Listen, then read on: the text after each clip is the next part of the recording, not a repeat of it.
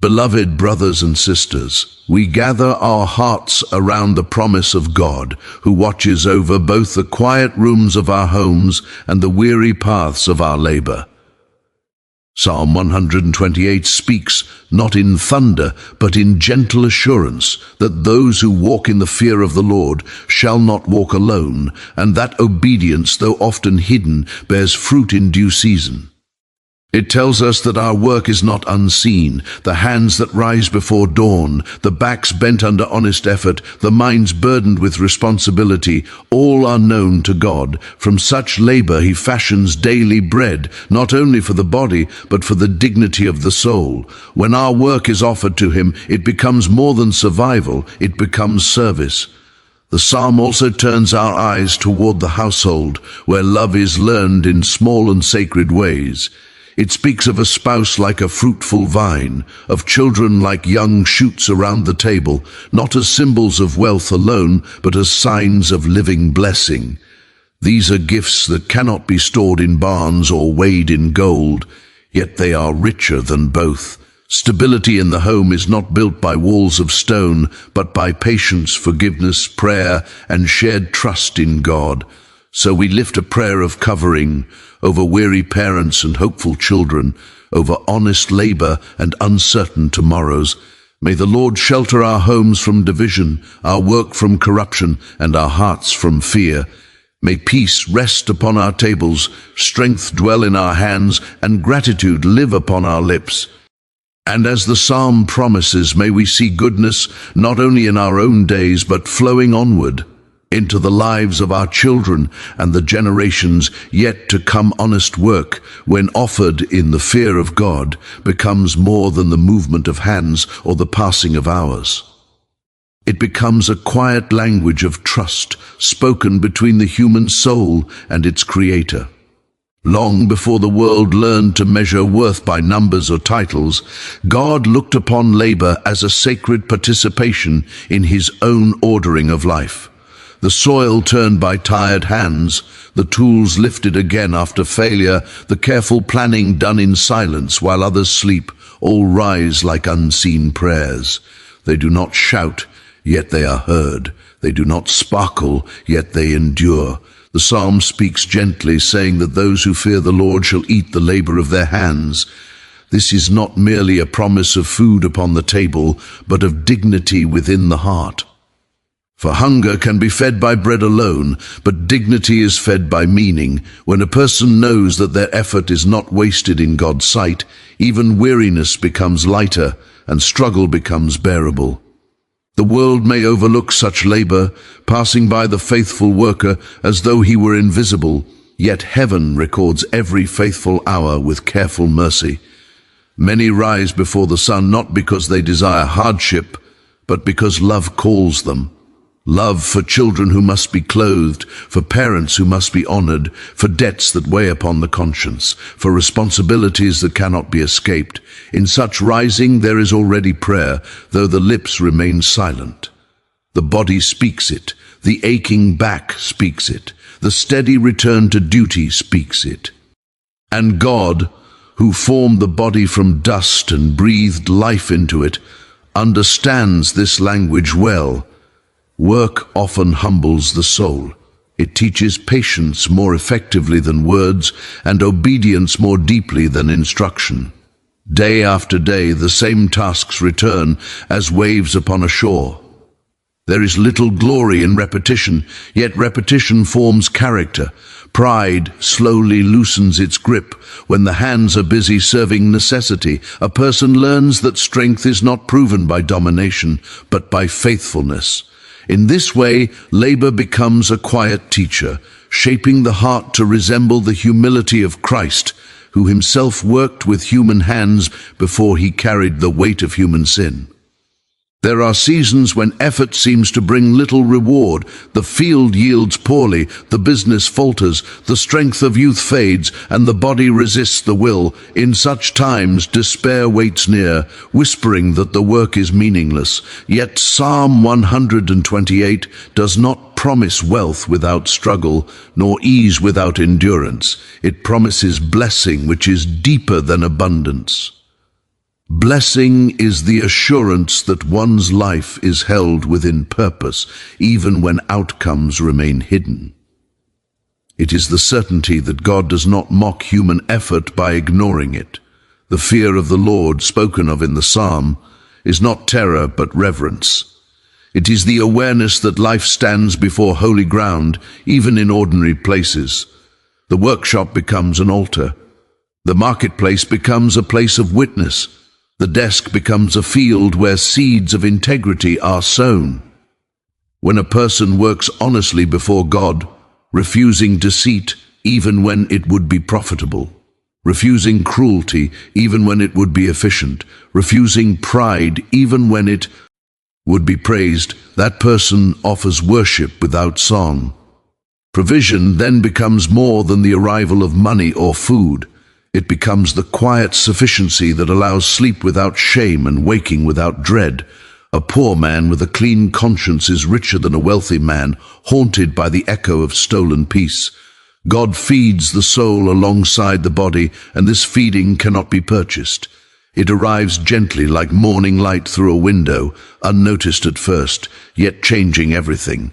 There are hands that tremble from age, hands that bear scars of accident and hardship, hands that have lost strength but not devotion. These too are honored in heaven. Their former labor still speaks. Their years of faithfulness become a shelter for those who follow after them. Children eat the fruit of sacrifices they never saw. Homes stand upon foundations laid by exhausted prayers and silent endurance. When the psalm promises that a man shall be happy and that it shall be well with him, it does not describe laughter without sorrow or ease without burden. It describes wholeness, a heart not divided between guilt and fear, a mind not constantly negotiating with regret, a spirit that can kneel without hiding. This is the peace that honest work brings when it is offered to God. It does not remove storms, but it gives the soul an anchor beneath them. The dignity of labor also guards a person from the poison of envy. When one's hands are busy serving God, the eyes grow less restless in measuring others. Another's success no longer becomes a wound, and another's wealth no longer becomes an accusation. The worker learns to receive his portion with gratitude, trusting that God weighs needs him more wisely than human ambition. In the long, quiet evenings, when the body aches and the house grows still, there comes a sacred tiredness, different from despair. It is the tiredness of a life poured out rather than wasted. In that moment, family is not merely a gathering of people under one roof, nor is stability simply the absence of noise or conflict. It is a sacred weaving of lives, bound together by patience, forgiveness, endurance, and shared hope in God. Psalm 128 speaks of a home as a place of blessing, not because its walls are strong or its table is full, but because its foundation rests upon reverence for the Lord. Where God is honored quietly in daily life, peace begins to take root. Even in imperfect soil, a home is built slowly. It is shaped not only by great decisions, but by small and repeated acts of love. A gentle answer spoken when anger waits at the door, a prayer whispered over a sleeping child, bread shared when there is little to spare, silence chosen instead of harsh words. These are the stones that hold a household together. They are rarely seen by the world, yet they are precious before God. Stability does not descend suddenly like rain from heaven. It grows like a tree, ring by ring, through seasons of heat and cold, joy and sorrow. Faith is the first light that enters such a home. Not faith as a loud declaration, but faith as a steady presence. It is seen when parents entrust their worries to God rather than passing them like a heavy inheritance to their children. It is seen when fear knocks, but prayer answers. It is seen when the family chooses gratitude, even when circumstances invite complaint. Children learn the shape of God, not first from words spoken in holy places, but from the Spirit that fills their ordinary days. Love follows faith as breath follows life. Not the fragile love that depends upon comfort, but the enduring love that remains when patience is tested and expectations are broken. This love bears the weight of misunderstanding without seeking revenge. It listens when it would be easier to accuse. It forgives when memory argues against mercy. Such love does not weaken a household, it strengthens it like iron within stone. Prayer becomes the quiet thread binding hearts together, sometimes spoken aloud, sometimes carried silently in tired thoughts. Prayer places the family within God's shelter. It lifts burdens too heavy for human strength and hands them into divine care. A home that prays may still know sorrow, illness, and loss, but it does not face them alone. Even grief becomes softer when it is shared with heaven. Psalm 128 paints a picture of a table surrounded by life, of children like young plants growing strong beside their parents. This image is not a promise of perfection, but of continuity. God delights not only in individuals but in generations. His blessing moves forward, flowing from one life into another, like water from a hidden spring. When a family walks humbly before Him, their faith becomes a gift offered to those not yet born. Stability is tested most in hardship. Prosperity may hide weakness, but difficulty reveals the true strength of a home. When money grows scarce, when illness lingers, when work fails, or when dreams collapse, the heart of a family is uncovered. Without faith, such moments scatter love like dust in the wind. But where God is trusted, sorrow becomes a teacher rather than a destroyer. Families learn to lean on one another rather than pull apart. There is a holy tenderness in shared suffering. A mother's silent endurance, a father's quiet perseverance, a child's innocent trust. These form a language deeper than speech. God listens to this language. He bends close to the sighs that escape at night when no one else is awake. He gathers the tears that fall upon pillows and mixes them with future joy. Family stability also guards the soul from loneliness, which is among the deepest wounds of human life. To know that one is awaited, remembered, and prayed for is a shield against despair. Even when disagreements rise, the knowledge of belonging remains a healing truth. A home shaped by faith becomes a small refuge in a restless world, a harbor where weary hearts find rest. Such stability does not mean the absence of mistakes. Parents fail, children rebel, words wound before wisdom arrives. Yet God's mercy is larger than human weakness. Where humility lives, healing follows. Where confession replaces pride, trust is slowly restored. The fear of the Lord teaches not only obedience, but gentleness toward one another. The world often measures success by independence, by how quickly one can stand alone.